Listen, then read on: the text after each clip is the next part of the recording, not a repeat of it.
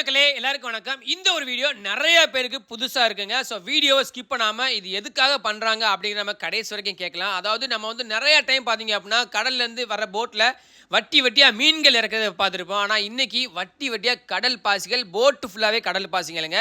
இந்த கடல் பாசிகள் பார்த்தீங்க அப்படின்னா ஆழமான பகுதிகளில் பாறைகளுக்கு அடியில் வந்து வாழ்ந்துகிட்டு இருக்கு.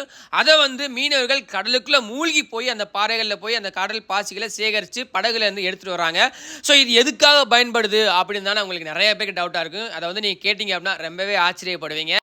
இந்த கடல் பாசிகளை நல்லா வெயிலில் காய வச்சு அதை வந்து அவிச்சு எடுத்ததுக்கு அப்புறமா பார்த்தீங்க அப்படின்னா அதில் வர லிக்யூடு நம்ம போகிற ட்ரெஸ்ஸஸில் சாயமாக பயன்படுது அப்படின்னு சொன்னாங்க. இது வந்து கிலோ எவ்வளோ அப்படிங்கிற டவுட் உங்களுக்கு கண்டிப்பாக இருந்திருக்கும். இது வந்து கிலோ கணக்கில் விலை போகாது.